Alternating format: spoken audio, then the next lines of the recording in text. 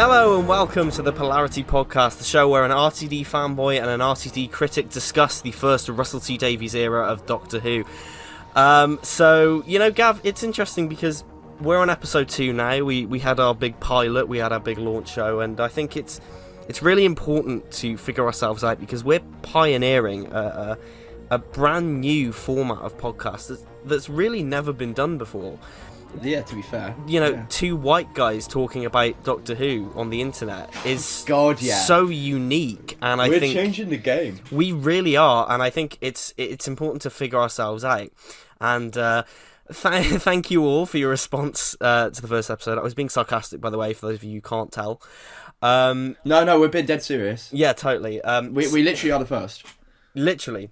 We're literally, there are no other... Literally, there is not a single white man has even thought of this before. We literally have changed the game. I know, right? Like, even if you search Doctor Who in podcasts on Spotify, you won't find anyone but us. It's too niche. We are so unique. We haven't ripped off the Big Blue Box podcast or anything. No, not at all. Review of Death? What the fuck's that? So The End of the World, broadcast on the 2nd of April 2005, written once again by Russell T Davies, this time directed by Euros Lyn. So, as with last time, brief thoughts on The End of the World, Mr. Gav. It's a bit of a 50-50. It's got some, good moments. I think it's one of those things... Have you ever watched a film that's, really not that good, and then, what it's trying to say is impactful, even though the film isn't that good? That's what I think about this episode. Interesting. Okay, well, yeah, I actually think that this is one of those episodes that I don't think about often. I'm not sat there thinking, I'm going to watch a Ninth Doctor story today. I'm going to go for The End of the World. But whenever I watch it, I'm always struck by how good it is, and two, by how bold it is. And I think I don't think that gets talked about enough. How interesting it was that this was the second episode of the run, straight after Rose, because I think. And this was intentional. This was very intentional. So Rose, we have, modern day London streets, Cardiff streets, but London streets. It's on the audience's doorstep. For new viewers who've never watched Doctor Who before, End of the World is the one that's going, oh yeah, we just don't fight aliens on Earth. We don't just fight aliens on Earth. We go to outer space, and we go to other planets, and we go to all sorts of places. And I think it's so stylistically different from Rose off the bat, instantly. And I think that's a bold statement to make, because it's distilling that thing of Doctor Who can be anything every week straight away with episode 2. But every episode in this season takes place in or around Earth. Very, very true. Very, very true. I was going to mention that. But even so, hey, no, I think this is bold.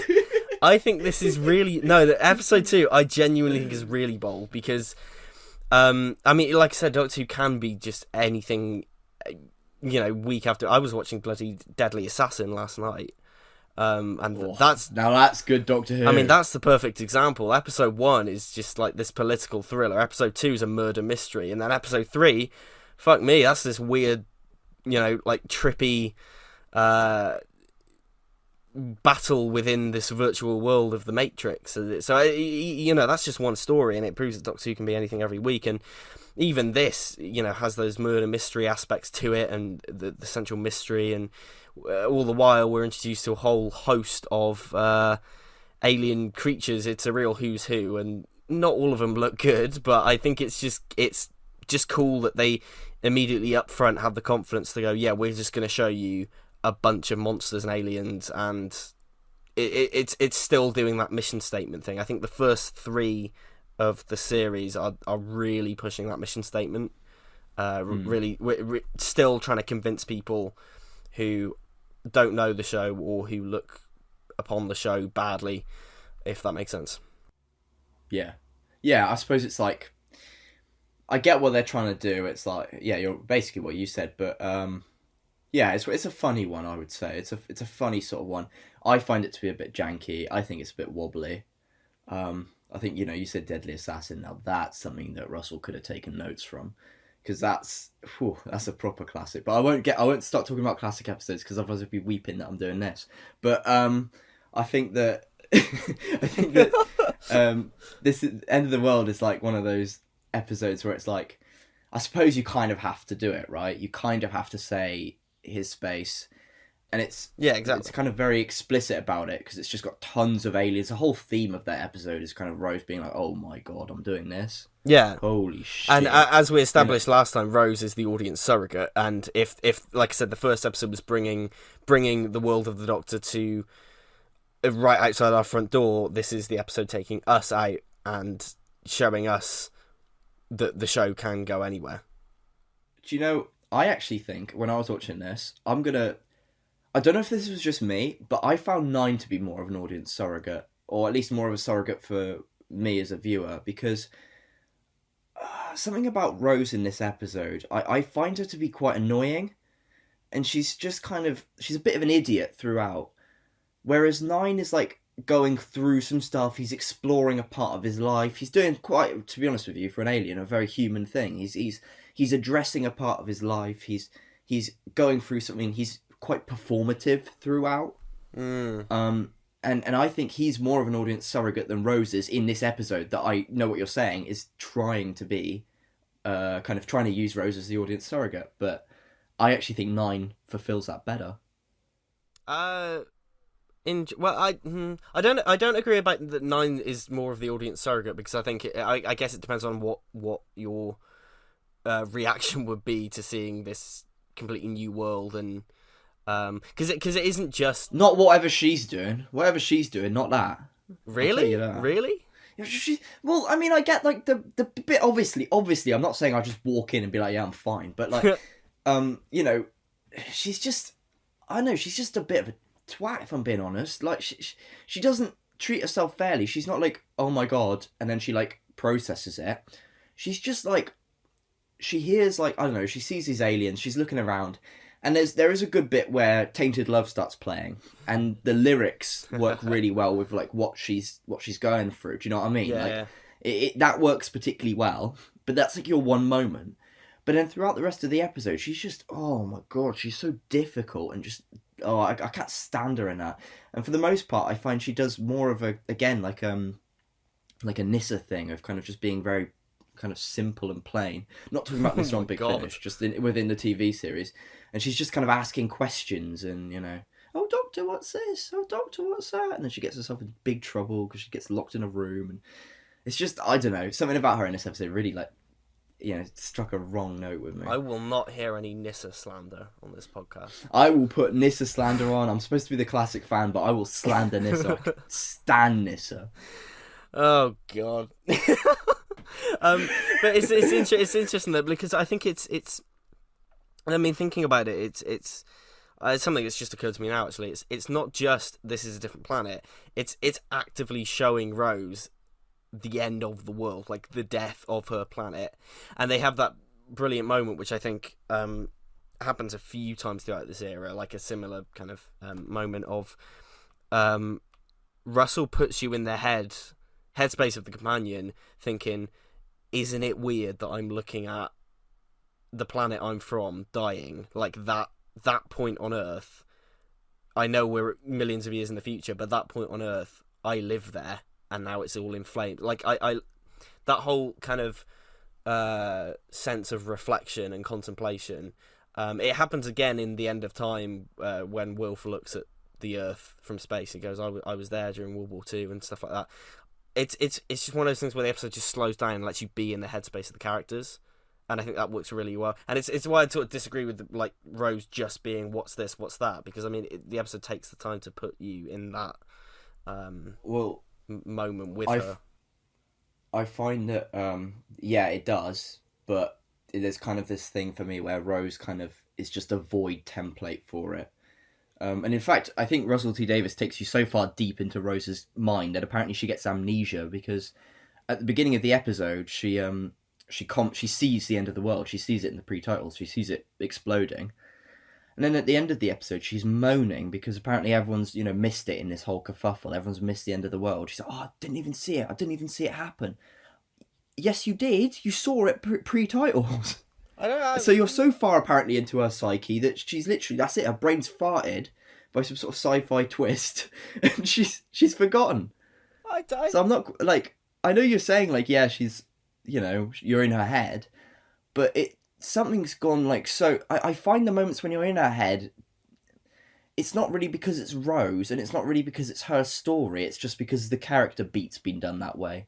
Whereas, say, this is where I'm going with this, is that the Doctor instead really does emote and have a progression, and the whole story that surrounds him actually does make sense for it being kind of your experience, through like you're experiencing his world vicariously. You're not really doing that with Rose. You're having Rose kind of do her thing, and then every now and then they remind you that she's kind of human, and that's about it. Like, I don't find it to be. I don't really agree on that. I wouldn't say she's kind of. Yeah. I mean, first of all, she doesn't actually see the end of the world in the pre-titles. That's just like the start of the process of the sun beginning to envelop the Earth, because the whole episode is building up to when they're all going to be on the viewing deck and actually witness the end of the world. Well, why is it exploding then? Because it's the sun preparing to expand. And then, because the end of the world actually...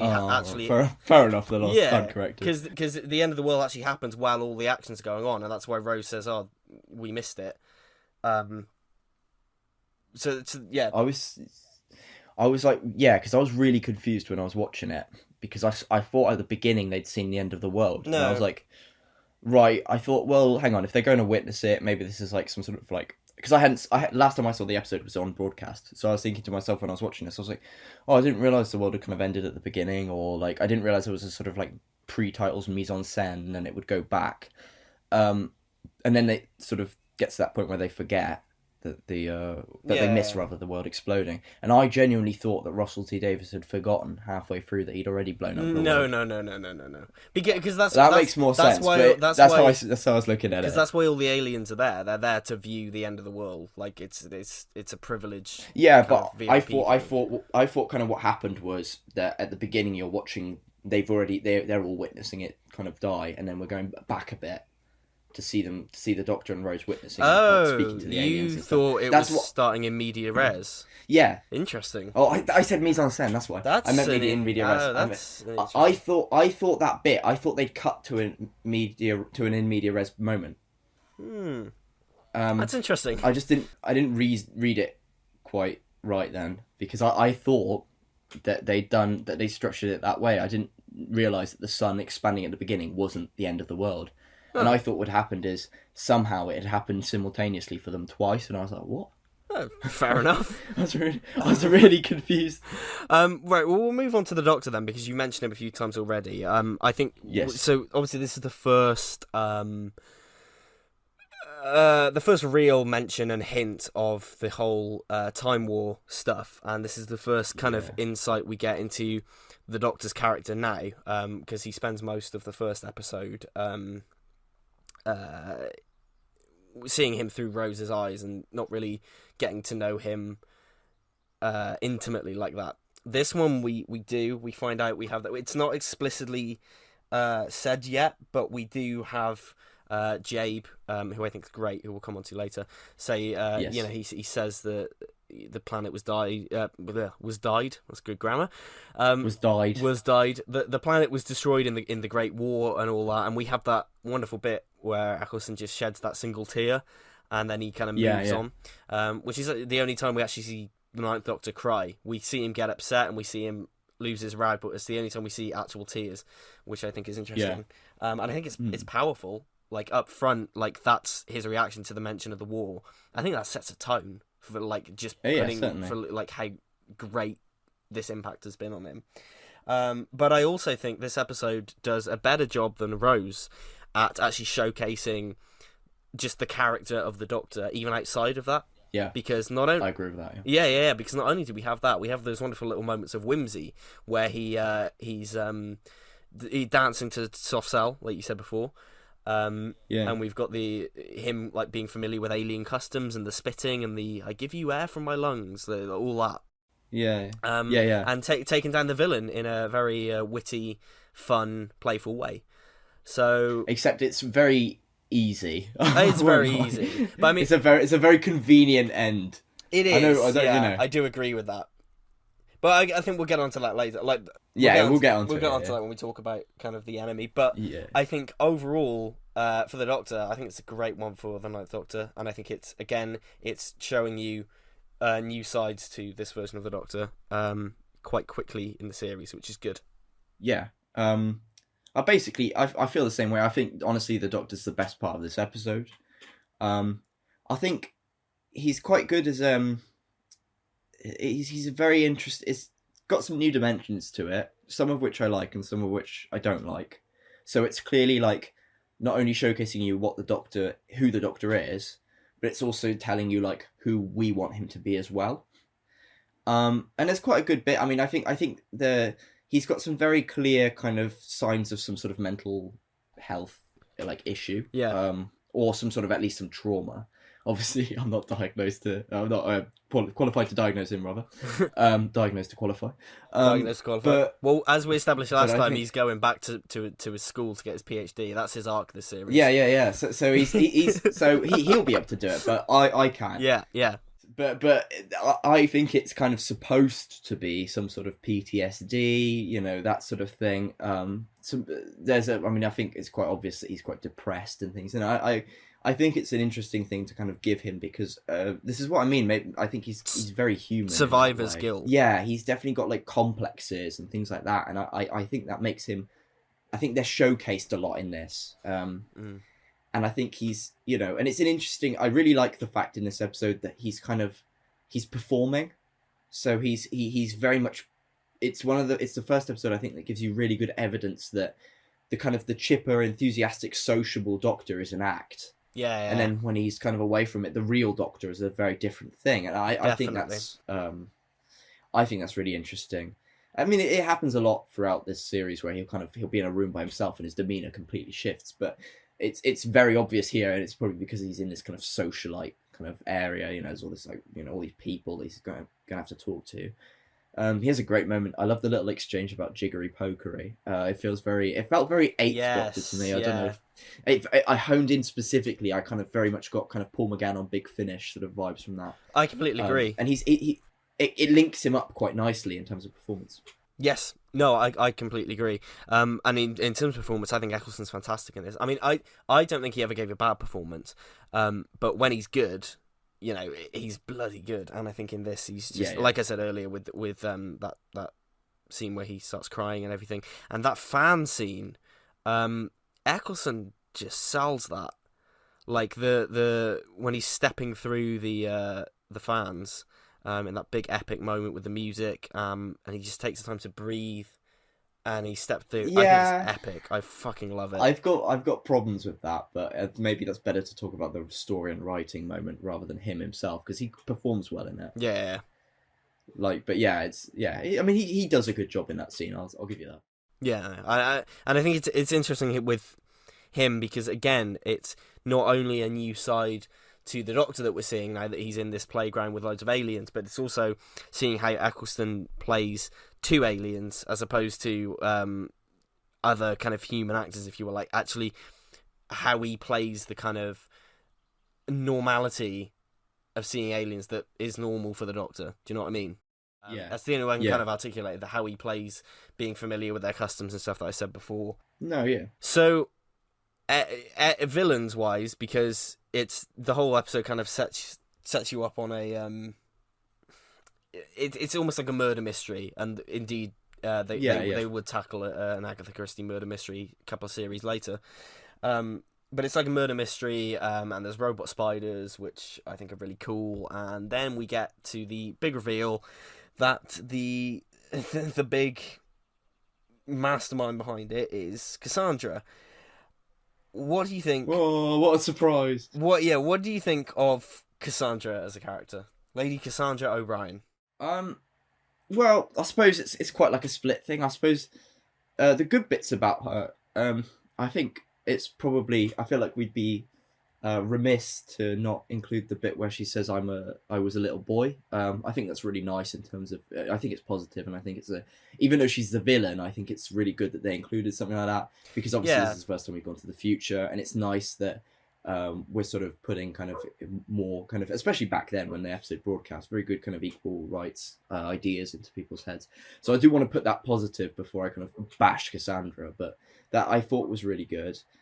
For me, I think she's got this quality to her where she's definitely charismatic, but that mostly comes down to the performance. But actually, one thing I was noticing is that there's a lot of kind of jokes made, and they're not really that funny. Like she's supposed to make you laugh. Like she's supposed to be a bit camp. She's a comic relief. Yeah. She's definitely a comic relief villain, but she's not really that funny. Like she makes some decent jokes for it, but there was nothing where like I didn't even have like that little exhale of air like that was funny. Like it just, she wasn't funny. I agree. And as a villain, she's obviously like kind of, I don't know, she's obviously like quite menacing. I do find her to be, she seems more allegorical than, so she seems like she's poking at perhaps certain groups and certain people. Yeah. But I find she doesn't actually have that much impact for it. She doesn't really do, because as a villain she just sort of is like, yeah, I'm bad, yeah, I do bad things, but the bad things that happen, when her motivations don't feel like they justify them, so it feels like everything bad, because she's obviously got all those henchmen and stuff like that. It's the henchmen, like the robot spiders and whatever, and the meme lords, all of them. They're the menace in the episode. Really, they're the villains, even though they're taking her orders, because she herself doesn't seem to have that much for her. Yeah, because it's a very basic motivation, isn't it? She just wants money. She just wants the compensation from the damages that all this is going to cause. The whole thing is based off of plastic surgery, which a big thing in the 2000s, and doesn't Rose call her Michael Jackson at one point? Yeah, she does. Yeah. So the whole thing is based off like cosmetic surgery and all that, and how far it could go, which I think is interesting. I think the visual is actually pretty gnarly. Like it's literally just a bit of stretched skin with a brain in it. Like it's a great visual.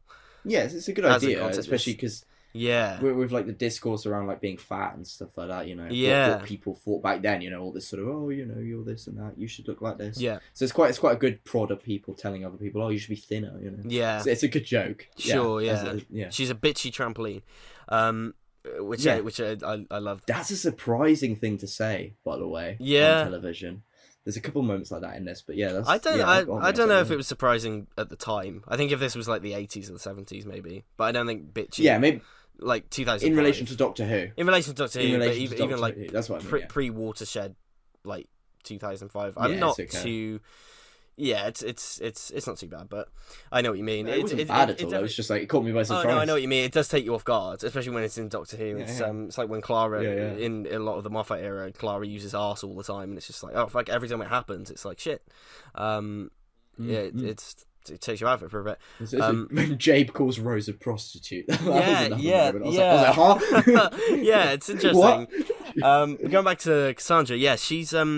I've never been too fond of her, I must say. I think it's a good concept. I think Zoe Wanamaker is having a fucking ball. Like, she's... Oh, yeah. She's like, going for it. And I think most of why she works is Zoe Wanamaker. It's just her putting in the performance. Yeah, it's the acting. It's all in the performance, I think. I think the best parts of Cassandra come from what we see of her in... New Earth, which, spoiler alert, I think New Earth is a much weaker story, but I think the character backstory they give Cassandra in that actually improves the character, but none of that's here in the first episode, so yeah, I agree. She's not the best villain. She works, she has some good moments, like, I know you say she's not funny, but like, I do agree, but also I do always laugh when she says, when she brings out the iPod and it's a massive fuck off jukebox, and the whole thing with like, we're gonna serenade Earth with a classical ballad, "Toxic" by Britney Spears starts playing, which we'll talk about later, because that moment it's good. It's so but... fucking like we'll talk about that later when we get to the music section. But like, yeah, that again, that works because of Zoe Wanamaker's delivery, and she's being so sincere with it. Other than that, yeah, like I agree. But she, Cassandra is a villain that does the job. I'd say like the story gets by, and we get action sequences with robotic spiders and stuff, which I have fucking loads of the toys, by the way. Because they would. Do you want some more? No, I've still got some. I no, think, I've got because I got the toys back in 05. I've got the bloody toys. They used to pack it. It's like with the Adipose with Series 4. They used to package every bloody figure with like a robot spider. Yeah. So I've got loads of the buggers. Probably more than were in the actual episode. But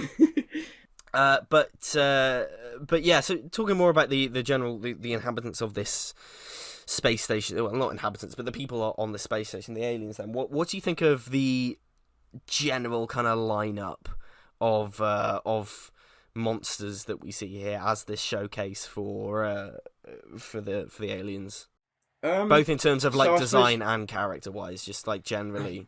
Oh well, I mean, first off, I think the character absolutely trumps the designs. I think if you just saw them off the surface, is it controversial to not be a fan of Millennium Effects?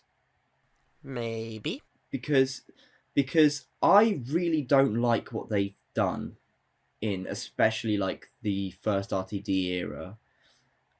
Because it's detailed, but everything feels like it's come from the same place. And everything has this kind of gross, kind of overdone, like really like they put loads of what's that mark you get when you get a bit older? You get those little spots. They're like look a bit like moles, but they're to do with. Oh, I know what you mean. There's a special name for it. Liver spots, is it? Yeah. I think everything has liver spots for some reason. Everything is kind of murky and mushy. It does slightly ruin the appeal for me that pretty much every alien looks like they might well just be like from the same planet. Like they all kind of could be from the same ecosystem. Do you know what I mean? Like obviously costumes are limited. There's only so much you can put on a person and only so much you can do with, say, CG. Yeah. But even within that, they don't look particularly diverse. They certainly have got their differences, and they're certainly very different in concept.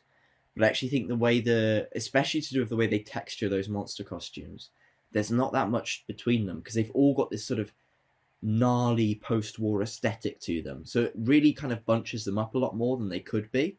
There's not like a really clean, beautiful alien amongst them, really. That is a good point, or something very sleek and very sleek robotic thing. They're all if they're robotic, they're shabby. If they're quote unquote beautiful, they've got to have some sort of gnarly feature to them. That is very true. I suppose the tree people are supposed to kind of be quite beautiful because obviously you've got to kind of have that sort of aesthetic going with them. But even then, they've kind of the patterning for their kind of heads and the choice of shape is quite. It still bunches them with everyone else. It's still, not exactly the prettiest thing in the world. And it kind of all...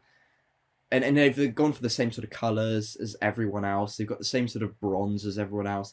So they don't really feel like a diverse pantheon. They all feel like all pretty close to each other, which kind of defeats the premise to me. But as characters, they're very good. They're very interesting. I like the way they're written. I like the concept. I like the fact that because of the way they're written, even aliens that don't appear for very long do feel like kind of they've got something behind them, some sort of story to them. They feel like they're interesting. There's not an alien there that you would necessarily think would be boring. Yeah. And I think that's good, and I think they're quite intriguing. I think they could have done with a bit more exploration, because when you get to the whodunit, there's only about 2 or 3 of them that have had any sort of depth that would qualify them to be the baddies. Yeah, well, they have the red herrings. It wouldn't just be the random... But it wouldn't be like the random ones in the back, would it? Yeah, exactly. It's gonna be one of the main few, and I feel like that slightly hurts it, because obviously them not getting explored enough in some areas, even though what is explored is good. Yeah, them not getting explored enough ends up damaging the whodunit aspect of the plot. So it's kind of it's a mixed bag, but it's I do like the way on paper how they are. I like the way they're written. Yeah, it's I mean, we've spoken about this before, but like the the worn down, war torn aesthetic of the Art of the Era, and I know exactly what you mean. I know exactly what you mean by the designs. I always saw it in universe as a whole thing with the universe reeling from the time war type of thing. In universe or not, it's still fucking boring, isn't it? Yeah, I know, but I saw it as just like a war torn universe type of thing, and we'll definitely see that when we get to the Daleks. But I do agree, like, Oh, no. I think it's more. I do agree it's more the texturing than anything else, because I think design-wise they're quite varied. Like I say, it's more the texturing. In this episode, I think, again, because it's the first series as well, and much of the budget for this series went on this episode, you can definitely tell the ones that were put together on the cheap, should we say. There's a definite difference between the makeup for the Forests of Cheam versus some of the more background aliens.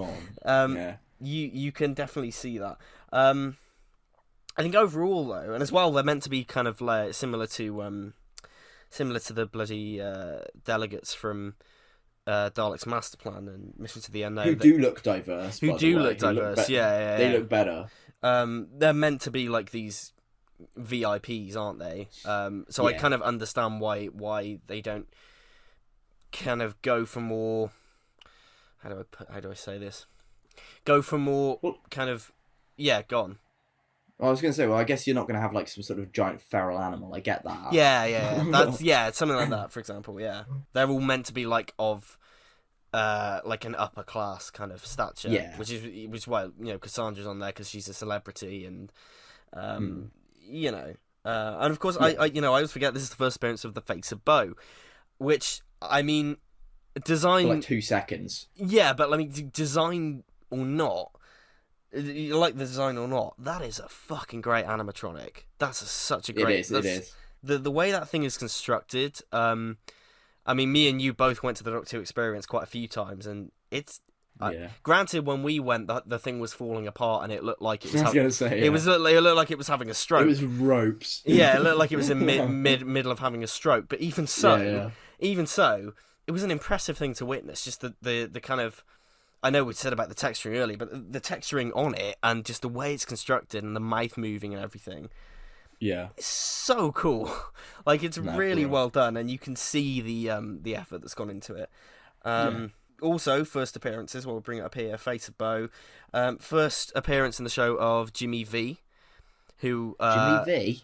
Yeah, Jimmy V, the actor who would go on to do quite a lot of monster work in sci-fi in general. So he does a lot he plays the Grask in the new series as well. In this he plays the Moxa Balhoun. Oh, that's the one about. Yes. Yeah. He's so he went on to be the Grask in not only Doctor Who but the Sarah Jane Adventures as well. He then went on to have quite a illustrious career in the Star Wars films. So so this is the first appearance with Jimmy V, which I thought was quite significant, which is why I pointed it out. Which I guess moves us on to supporting cast then, and I think starting off with that first, probably the biggest, most significant supporting cast member in this is Yasmin Baumann as Jabe. She's in Big Finish as well, isn't she? Playing one of Seven's companions. She is. She pops up in a lot of things. She's in. She plays Roz in Big Finish. Seventh Doctor's companion. She's also in. I don't know. Maybe I'm wrong. No, you're right. No, you are right. New Adventures, Big Finish. She plays Roz. Is it Chris? Roz. Oh, is it Roz? My bad. Yeah, it's Roz. I'm thinking of someone else. I'm thinking of someone else. No, I'm thinking of Chris. How do you pronounce his surname? You know who I'm on about. It's Roz and Chris. Exactly They go together. Yeah. They go together. Yes. Yeah, I know what you're on about. I was getting my names muddled. And she also popped up in Torchwood a year or two after this. In They Keep Killing Susie. So that's a good fact for you. But yeah, what do you think of Yasmin Baumann as Jabe? Oh, I think she's great. I think the thing is she's very likable, like extremely, and from the offset. She's just one of those people, and she feels quite organic in terms of the performance because she's played so sincerely, like unbelievably sincerely. Yeah. To such a degree, and you meet people like that. Do you know, like that are just you've never met them before, and they're just these really lovely, very kind of sensitive, warm people who genuinely, there's no malice. You can see from the offset, there's no malice in Jabe. And so she feels very real, and she's really heartwarming, really, to be honest with you, which is quite a bad choice of words given what happens to her. But she's really lovely. She's really lovely. Oh my god! And it's probably worth mentioning that her death is entirely preventable. But we'll get onto that. But I think there's so much to her, so much compassion, so much kind of. She's so gentle, and the way she is around Nine is just, it's really sweet and really lovely to watch. Like I could watch a whole hour of just Jabe and Nine together. Like, could forget the flirtiness. I don't really like the flirty bit of it, but I really love kind of the sincerity and the actually, to be honest, the chemistry that they have is really, really nice. Yeah, and you're genuinely sad when she does die, because she makes an impression. I was fuming. Yeah. I was raging. I wouldn't say I was fuming, but I was sad. I was disgusted. Because, she's a fantastic performer. She does really well. And the makeup's very impressive on her as well, I think. It blends really well versus the other members of the Forest of Cheam. No complaints, really. She's a great character. We have alluded to it a few times now, but do you want to... What's your issue with the fan scene? The fan scene, right. Okay, here's exactly that's why. Where Jabe because dies. Those fans are moving really slowly, and Nine could have crossed about 2 of them in every single one step he takes. And I know it's to do with the effects, and I know it's to do with the way the visuals are executed, and I'm sure had they been done properly, this wouldn't have been a problem. But those fans are moving at such a ridiculously slow pace. You look at Nine hesitating, given that he's, bloody Doctor Who. He's not just like... If it was Rose or something, maybe it would make sense, because, your first time in such a situation. But even then, like, it's going at, like, slow, like, first stage of a game show sort of level. And he's sat there humming and ahhing over these fans that are moving about 5 miles an hour. I honestly think if they're almost going slow enough that he could have almost put his hand there and stopped them himself. Like, there's not really much threat to them, and they don't even hit the bottom, so he could just crawl under them. There's about 1,000,001 ways he could have got to that other switch in way less time than it takes for Jabe to actually even set on fire initially. So, for my money, I think it's probably just to do with the visuals of the scene, but the way it's constructed, it's entirely preventable. What you see on screen is preventable.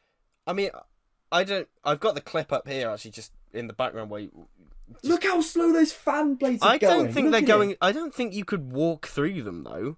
Like, they're still... You could do, like, 2 in one step at least. I don't think so. I mean... Look at them. They're, like, going like that. If he just pelted it across, they're all going at the exact same, like, they're not alternating. They speed up as well, though. Like, they're speeding up. Bad. But look how long it takes him to do it. It takes way longer. If you were seriously in, like, a life or death situation and someone you knew was going to die... You wouldn't take that long on it. I agree if you could run through it, but I don't think they're going as slow as you're making them out to be. They're still quite... Like, they're massive fuck-off fans. Like, you still wouldn't want to... I'll tell you what, if it was me, Lewis, I'd have done it. That's what I don't know. If it was me, I'd have done they're it. still quite... I know what you mean. They're not, like, going 1,000,000 miles an hour to start with, but even so, like... Yeah, oh, come on. It would have been so avoidable. I think when he starts off, yes, like when he's talking to Jabe, yeah, but like as soon as he actually starts, they do start to speed up. Yeah, but when he's talking, I mean, come on, like it's just, I don't know. I feel like he wastes so much time. It seems like because basically in the time that she sets on fire, but versus the time so her death, between her dying and the Doctor getting to the switch. It's a few seconds, right? Yeah. So it's a few seconds between her dying and then he gets to the switch not long after that. And I'll tell you, he could have shaved off those seconds. They easily could have been shaved off. There is no way that would have happened. I think we should put this to the test. Let's get some big fans. I'll do it. Big fans. See if you could do it. I think Honestly, that's the thing. get. Let us know in the comments, let How us are we know gonna? on Twitter What do and you mean let us Instagram. know? How are we gonna set this up? I don't have No, money. no, no. Let us know in the comments or on Twitter if you think you could go through those fans. That's Honestly, the question. Let's take a straw poll here. if you say no, oh, I'm not having a laugh. I think you need to hit the gym. I don't want to insult my audience here, but I mean, fair enough. I come on, like They're come big on, like fans. just They're Yeah, big fans. I'm a big fan, and I could do it.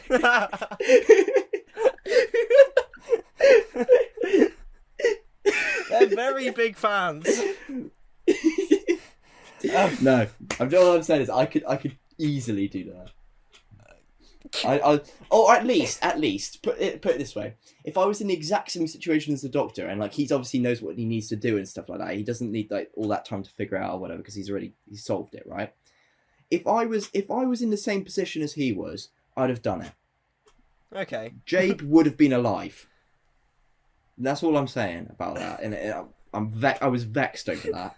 That was what was causing me to rage because I nearly punched my screen in. I was like, "Are you kidding me? This poor lovely woman died, and for what?" Fair enough. Disgusting.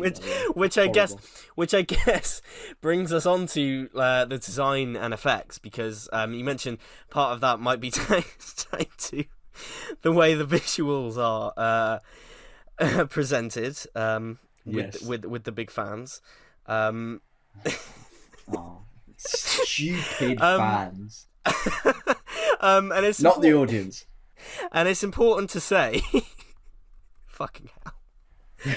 And it's important to say that this was at the point this was broadcast. This was the most CGI ever used in Doctor Who. This was extensive, and I'd still at the time pretty ballsy the amount of CG that's in this.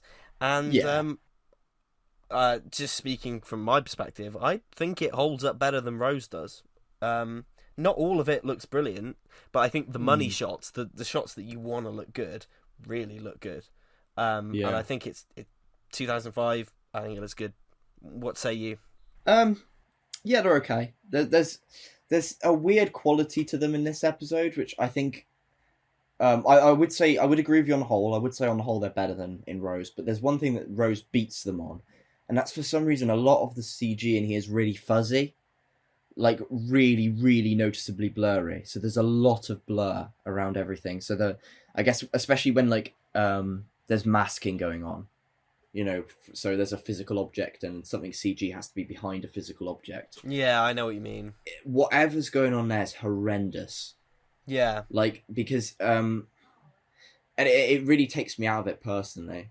Just the way it fuzzes, and it also sometimes the spiders are pretty good, but there's a couple of moments where they're running around on desks and stuff like that. Yeah. And it looks like someone's turned the opacity down on them. I know exactly what you mean. They look they're really I was watching just I don't know if the media particularly influences it, but I was watching it on BBC iPlayer. And from where I was watching it on my screen, I had my computer screen and I had iPlayer on, and it looked really fuzzy. Like I had the screen close to my face, and it looked fuzzy, and it was at a point as well. And I think this is partially to do with the grading of the RTD era, which is on average below a good standard, but because it's graded so weirdly and the lighting is graded and and the CG robot is supposed to be reflective, at times it's practically invisible on the screen, and I find that it's not kind of obviously if you were just watching and you weren't doing it, you're not sat there with a notebook and pen for a podcast specifically looking out for it, it probably wouldn't make a big difference. But in terms of just noticing it now as an audience member in 2022, it does stand out and it does look pretty shocking. And I don't think there's an effect in Rose that's worse than that one. I mean, I disagree about it being nearly invisible. I don't agree there. I think it's... You miss it in some shots. I know what you mean. I know the exact shot that you mean with it on the desk, though. The robotic spider is definitely the stuff that sticks out to me as looking the weakest. out of all the effects. But I still think they look decent enough. I think the shots that you, like I said, the shots that you want to look good, i.e., the big shots of the space station and the sun, the exterior shots. I think I'm not sure I agree with that, but go on. I think they hold up really, really well. Go on. I think that the opening shot, which, to be honest with you, it makes up for it in the fact that it's got some really bloody good dialogue, but the opening shot of the exterior shot where the space station is going around and the ships come down. The ships. Yeah, the ships. They look. Yeah. It looks like. Have you ever seen Eiffel 65's "I'm Blue" music video? Yes. Yeah. You could put that song over it, and you'd think it was part of that music video. You could like splice that in randomly for a few seconds. I agree about the ships. But I think the actual shots of like shoddy. I think the shots of just the space station, like orbiting, okay. just floating around, I think look really good.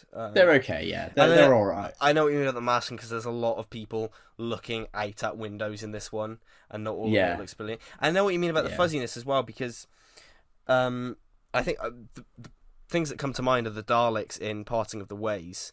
A lot of them look. There's a lot of aliasing on those ships, but it's really heavy. It's like someone's taken the feather tool and turned it to about 20. Yeah, because obviously they're all rendered in standard definition because that's what it was shot on, and they're all rendered at that level. But at a point, it looks like it's rendered at a far lower resolution. I know it is strange. But it's weird. Yeah, but it's just oftentimes it's the masking really that gets it. I think the CG itself is usually okay, and obviously with faults, but the actual masking itself really does hurt at points. I think. Yeah, but on the whole, I think it's for what it is because it's very ambitious in what it's trying to do. For what it is, I think it holds up pretty well. Fair enough. Relatively well. Yeah, it's all right. In the grand scheme of things. Music then. Now, this one. So first of all, let's just get it out of the way. Murray Gold's score, because this is, I think, a perfect example of listen to some of the tracks in this with the heavy kind of theremin use. When the aliens come like wah wah wah wah, like all of that. Yeah. And then listen to a track from say series 3 or 4. The music in Series 1's very, very different. And I think it's because he had less money, to be honest with you. Yeah. And this one, it's very quirky. It's very kind of... again, the theremin stuff is interesting. Yeah. It's an interesting sound. I don't know if it necessarily fits the episode all the time. But again, when it's good, I think it's really good. And it's certainly unpredictable, which I sort of admire. I love how polite you were with that, because I was just going to say it's goofy and annoying. But, I mean, on the whole... the two aren't mutually exclusive. Well, no, but, I think, I'm not going to be particularly polite about it. It was pretty horrendous. The music really took me out of it, and I really thought it was a load of crap for the most part. There's something, usually I quite like the Series 1 soundtrack, because for me, it kind of has the vibes of, like the later seasons of Classic Who. There's a couple of really good moments in Series 1 which do feel like a good linking point to the classic era. There's a lot of synth and stuff so on the whole, it's got some really lovely, moody kind of tracks, and I think, honestly, some of the best tracks from New Who come from Series 1. I agree.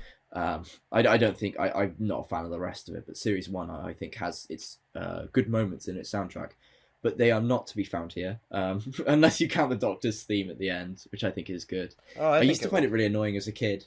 As a kid, I hated it. Yeah, I remember we used to in school. You used to really dislike that. I remember. I do like it now. It's kind of surprising. I think it is a very specifically not when it's kind of not when there's anything more added to it, just when it's that little kind of melody on its own. I think it's really good, and I think it works well with the dialogue that's being presented in that moment. So there's good choices, in terms of that, when the music's good, it seems to be like a thing with Murray Gold. If he's got a good track, he'll put it in the right place in this series. Yeah. If he's got a bad track, he'll put it in the worst possible place to put it. So it's like a game of two halves. So when he's kind of fallen asleep on the keyboard or whatever it was he was doing, he looks at some scene that really either doesn't need music at all or could do with a lot more subtle music and thinks, you know what? See this track I made last night on the Bender? Put that one there. That'll look perfect, that. And you sort of sit there watching it and you go, oh my God, what is this? Some goofy little synth track comes up. And I love a synthesizer, I really do. Again, it's the theremin kind of thing, isn't it? It's awful. It's awful. I think it has its charms. Like, I think it's very... It is different. But I don't know, I think it has its charms. I like it. I think, put it this way, when the highlight moments from your episode soundtrack are Toxic by Britney Spears and Tainted Love. Let's fucking move on to that. I've been wanting to... Because we mentioned the classic Russell T Davies camp in the first episode. Yeah. This one... yeah. the close-up of the vinyl record and Soft Cell starts playing, and then... And then fucking Toxic by Britney Spears starts playing over space stations, shields being lifted and all sorts. I'm not going to mince words here. I think both of those jokes are fucking brilliant. No, they're good. I think they're fucking great because it's and I was actually just before this watching an interview Russell T Davies did with Frank Skinner quite recently, where he was talking about how a lot of shows, they kind of bring it into the modern era, they want it to be current, and a lot of the time they make the mistake of doing that by just putting whatever's in the charts that week on the soundtrack. According to Russell, they chose Toxic very specifically because, one, it had been a few years by this point, it was already a few years old, and two, the fact that you're set in far-flung 5 million years in the future or whatever it is, the episode can't date because, yes, it's playing a 2000 song, but it's playing a 2000 song as a classical ballad from the future. Yeah, I suppose it's a bit like yeah, it's a bit like when they have the Beatles in Classic Who. Yes, exactly. Yeah, and it doesn't date it because it's just, oh yeah, they're looking back on this music from this time. You know what I mean? Yeah, I think it's a brilliant joke. I think it's a perfect example of the RCD era's penchant for having a very tongue-in-cheek sense of humour. Like, it knows what it's doing at that point.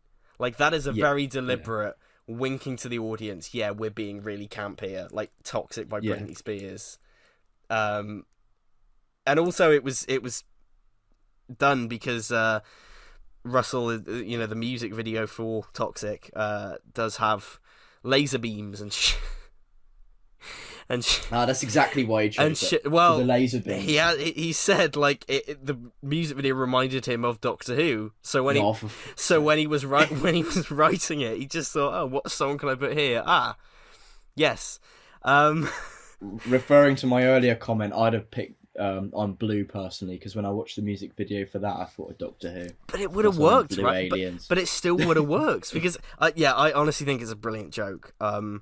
It's great, and Soft Cell by Tainted Love. Who doesn't love that? It is a banger, to be fair. Again, it's very bold and very camp, and that's what I kind of sum up this episode with, to be honest. So, anything else for the end of the world then before I go into a bit of trivia? Final thoughts. Just a small character that I really like is Ruffalo, and it's a real shame. Or Ruffalo.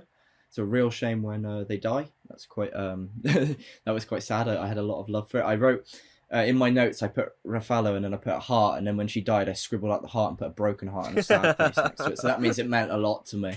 I do like the little Time Lord joke that Jabe says to him. She goes, "Well, you are a Time Lord." That's quite good. I think, obviously, like I've said, Jiggery Pokery was a really nice exchange. I thought the deaths in this were pretty brutal, to be fair with you. Like, some of the murders in here are like properly, properly tough. Yeah. I think the Doctor makes a comment about the Titanic, which is nice continuity with Rose.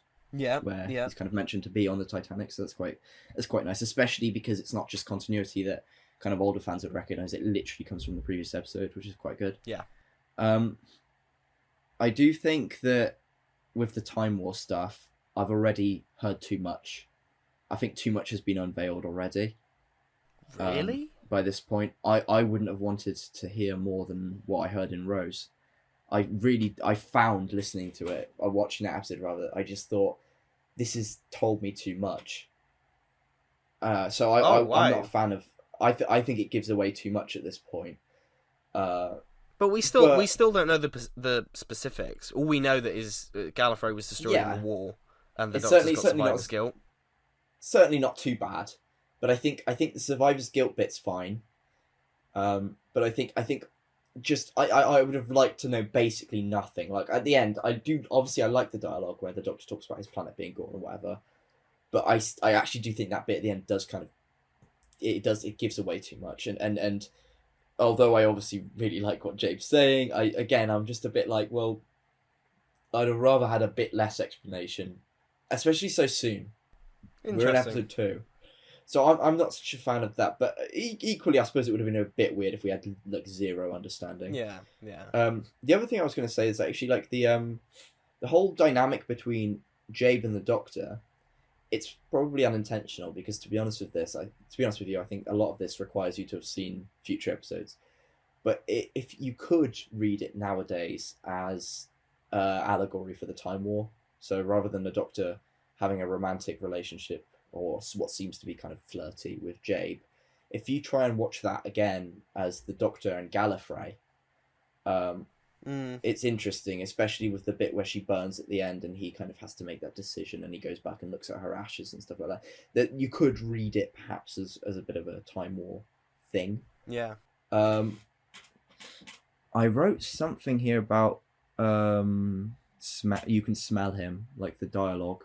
You can smell the steward, but I'm not sure what I meant by that, but it probably stood out to me at the time. I obviously said already that I thought the Act 3 was a bit too quick, like it was solved a bit too quickly. Yeah, fair enough. I do think the ending's sweet, but I do find it a bit weird that Rose kind of buggers off on the kind of treats the Doctor as like this new date, buggers off with the Doctor, even though she's still kind of technically in a relationship with Mickey. That's a bit eyebrow-raising. Yeah, I love the ending to this. I think it's fantastic. Yeah, it's good. Picking up that relationship thing. I mean, all they're doing is going to go get chips. No, I know, but she calls him a date and stuff like that, and it's clear they're starting to get a bit more like. Do you know what I mean? Like, it's not. It's not just like when you're joking about being on a date. It's clearly like. I know what you mean, and we'll talk more about that when we get to Aliens of London because they do play into that. They do address it, so we'll talk more about that there. But yeah, final thoughts for me. Just pick you up about that ending scene. Yeah, I think that's. I've said it before. Russell has this amazing knack for just understanding humanity, and I think, yeah, just that whole thing of, humans. You will think this is so important, but you never stop to look around or whatever he says. Stop to think. I think it's such a lovely speech, and then the fact that Rose just goes, "Yeah, do you know what? I just want chips."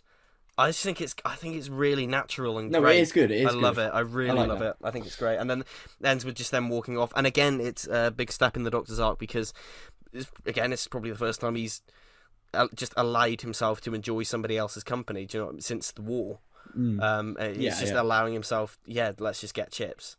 So yeah, I fucking love it. I think it's brilliant. That's good. Trivia then.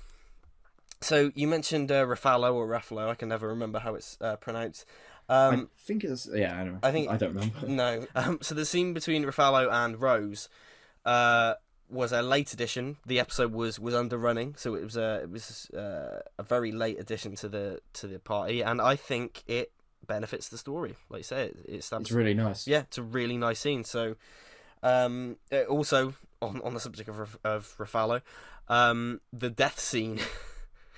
Was going to be a lot more brutal, and you can read that in the shooting scripts. So it's going to be a lot more brutal end for them. But what does it say in the shooting script? I don't know off the top of my head.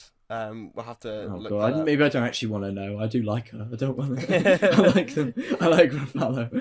I don't want to. I don't want to know. I'm gonna say like Clive, they escaped somehow. Yes, somehow. Yeah. Freaked out, ran onto a escape pod, lived out a nice farmer's life on a different planet.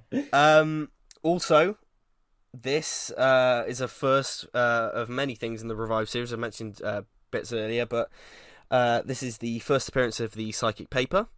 It's the first mention of the Time War and Bad Wolf. It's the first time the Doctor modifies Companion's mobile phone so it can be a universal roaming type of thing that recurs throughout this throughout the RTD era. It's kind of dropped after the RTD era, wasn't it? That never really happens again. Oh, I mean, I think probably phones were just a bit different. Yeah, it never really happens again. And the episode contains 203 visual effect shots that were completed over 8 weeks, compared to about 100 in Gladiator, which is pretty mad. And that's what I mean when I said earlier, like it's ambitious, and that's why I sort of give the CG a little bit of slack, just because the amount of ambition that they're showing, the amount they're trying to do.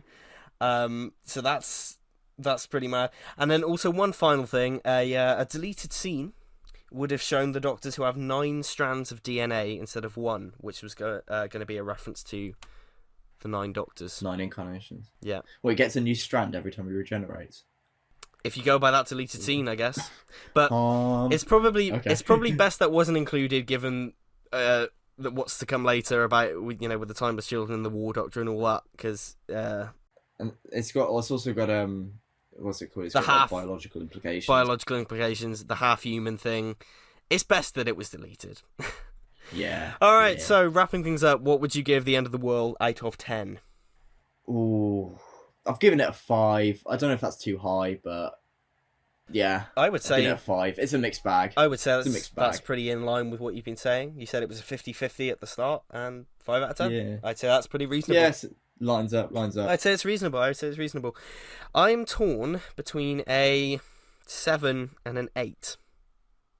Ooh. My gut says to go to 7 because could do 7.5. Do you know, I'm going to stick with a 7. I think it's a really good story. I think it's very ambitious. It's very bold. It's very camp. I love the dialogue in it. There's so much witty dialogue in it. The ending's great. There's a lot of great emotional moments. It just all like the murder mystery plot doesn't really come together as well as it should, and Cassandra is a poor main baddie. I think are the two things that really drag it down for me. It's not one of my favourites, but every time I watch it, I am struck by how much I enjoy it, and just I guess I respect it a lot just because it is so bold and ambitious. Thematically, it's beautiful.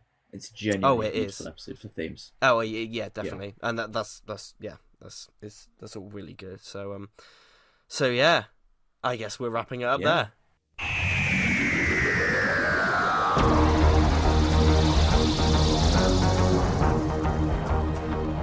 So, thank you so much for joining us for episode 2 of the Polarity podcast discussing the end of the world. I think this was a really interesting discussion because we didn't disagree too much on Rose, right? This one we've kind of disagreed a lot more, so it's been an interesting discussion. And yet still, the one thing I'm coming away from this is those fans were big. And it was slow. They were slow as hell. So that's how we can sum this episode up. Big, slow fans. Me on a Tuesday. Yeah, right. So next time we're going to be looking at the first Christmas special of the new series, the unofficial Christmas special, The Unquiet Dead. It's set at Christmas. Yeah, it's lovely. It's the Ninth Doctor's Christmas episode, which I think is kind of cool. So we'll be looking at that next time. In the meantime, you can follow us on Instagram, Twitter. If you're listening on Spotify, go and subscribe to the Gargantua and Apple YouTube channel, where you can find episodes of the podcast over there. And on Spotify, give us a rate and follow. Tell us what you think. Yes, exactly. More rates, more follows, boost the. That'll help us because Yeah. I mean it's good anyway. Even if you give us a low rate, and it tells us we need to get better. So anything.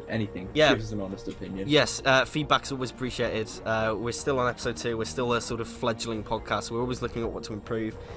But yeah, we're looking forward to sharing more of this mad journey with you all.